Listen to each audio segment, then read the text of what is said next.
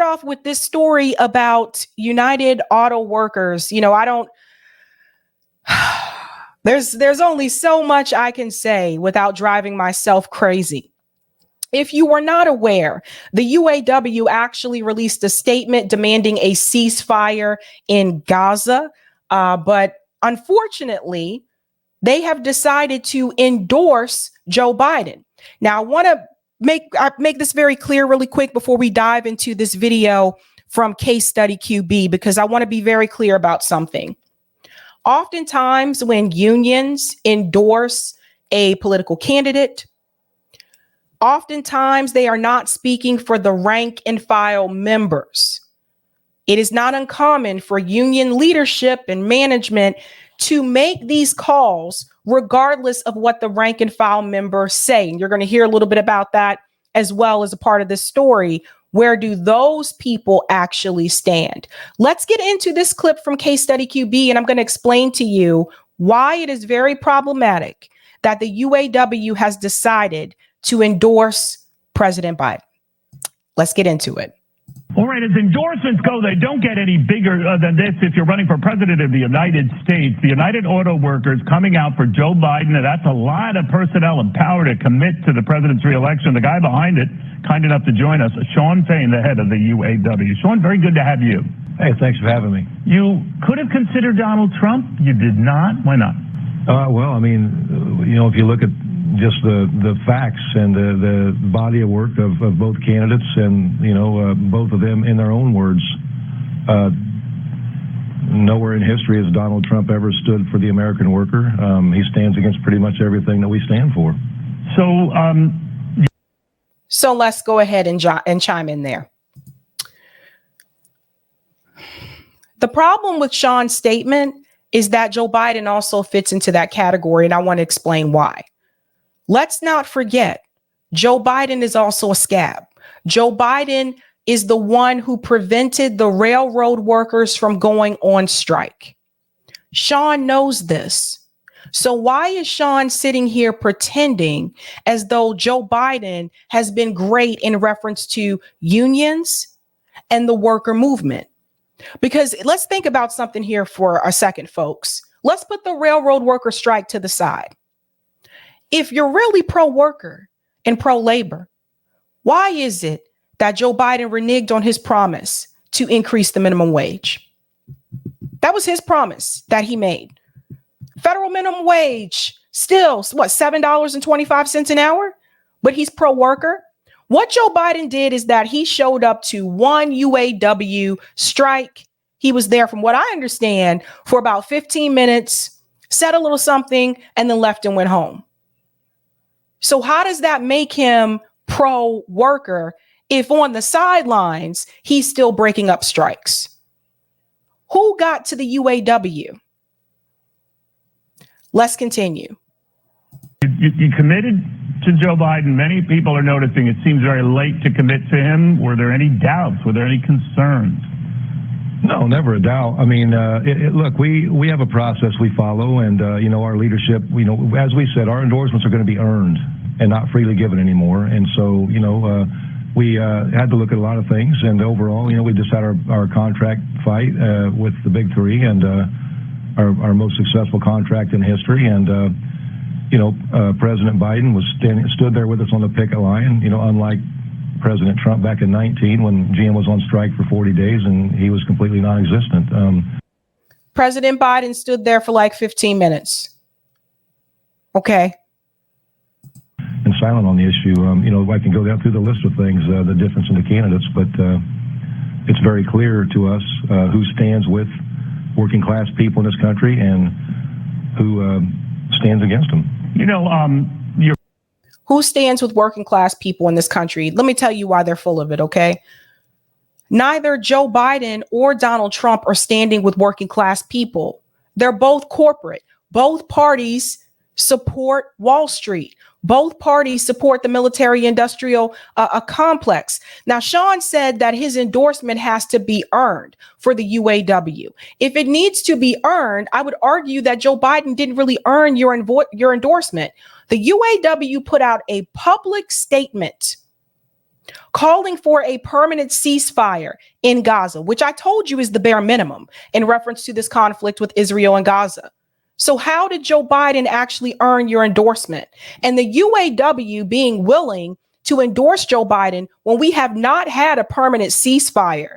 This is absolutely horrendous for the labor movement in this country. I want people to really understand this, because what Sean is showing you, and we've said time and time again, is that whenever you have the duopoly coalesce with unions and a labor movement, they co-opt the movement, and the unions are more likely to weaken their demands. This is exactly what we have happening right now. How dare you give him any type of endorsement? There's no ceasefire in Gaza, Sean.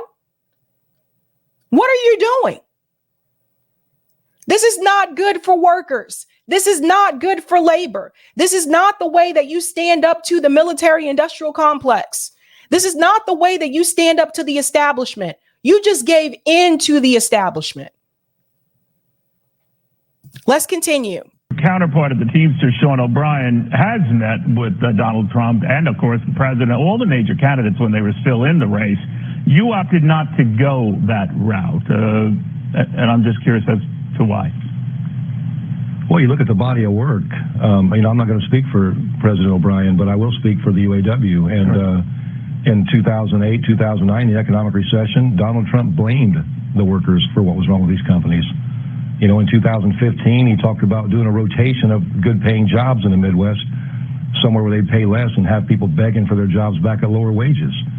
In 19, also in 15, when Volkswagen workers voted to organize. Okay, so first of all, I don't agree with unions endorsing presidential candidates. I don't think the worker movement, and Shama Sawant taught us this, the worker movement cannot attach itself to the duopoly. The UAW, the Teamsters, the AFL, all of these unions, you cannot attach yourself to the Democratic Party. You cannot attach yourself to the Republican Party. It hurts the labor movement. And you're not speaking for the rank and file members. If you want a labor movement in this country, you have to be completely detached from the duopoly and focus on labor at hand.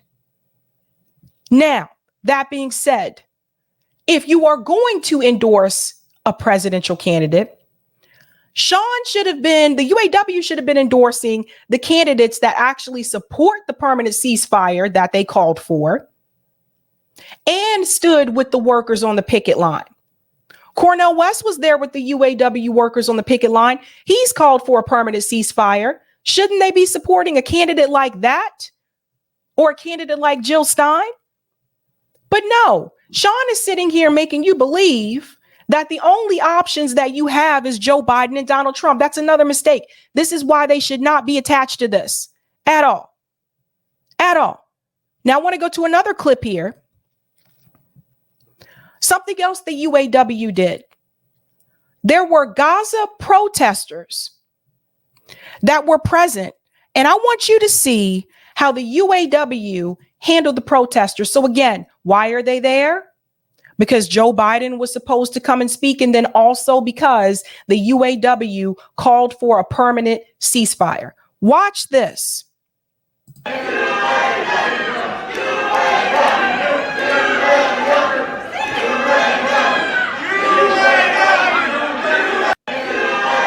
See this? So you see this? You see this? Want me to see this? So here you have the UAW pulling and dragging out pro-Palestinian protesters. So the UAW, when you made that statement calling for a permanent ceasefire, was that just a joke? Why are you dragging you drag these pro-Palestinian protesters out who are calling for a ceasefire, which you also called for, but you let Joe Biden stand there and speak and you give him your endorsement. These unions have been co-opted, you guys. These unions have been co-opted. This is why I say we cannot stop at unionization. People want to push back when I say that and say, well, what else are we supposed to do? That's the minimum. Starting a union and supporting unions is the minimum. We should be striving for people to actually start worker cooperatives so they own a piece of the company. The people who are a part of the unions, they don't own a part of this company. They're just union members. And oftentimes, the management and the leadership of those unions don't go along with what the rank and file members want. We saw this with the railroad workers. So you see them just dragging them out. Like, this is appalling.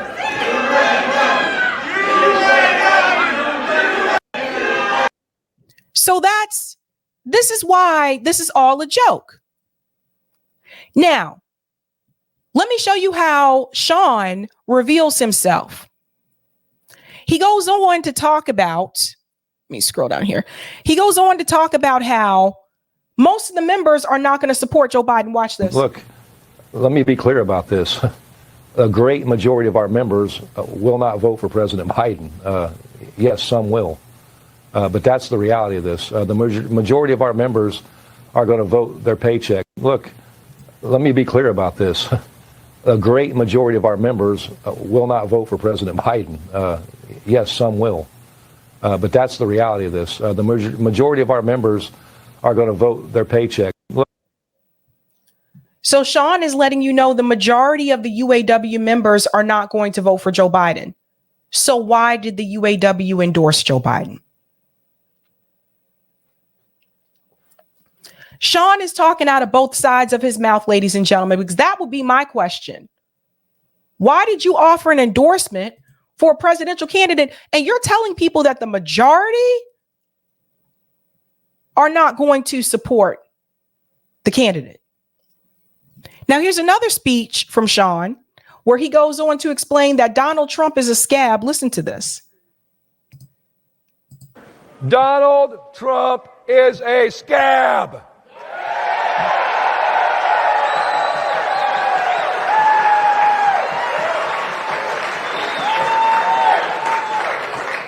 Donald Trump is a billionaire, and that's who he represents.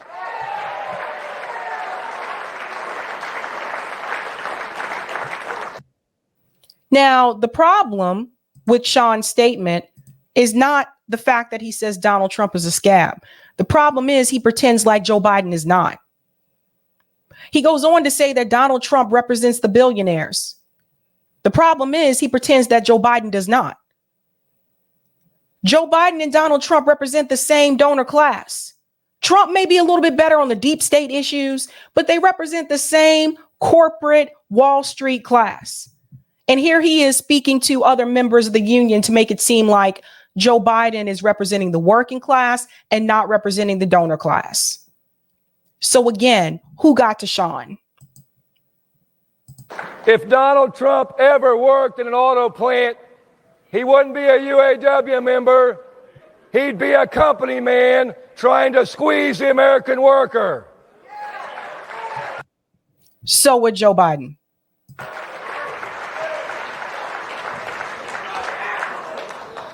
Donald Trump stands against everything we stand for as a union, as a society.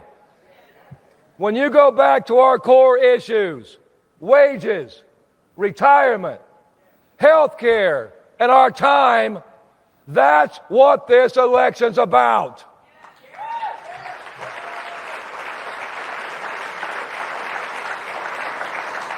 This election's about who will stand up with us and who will stand in our way.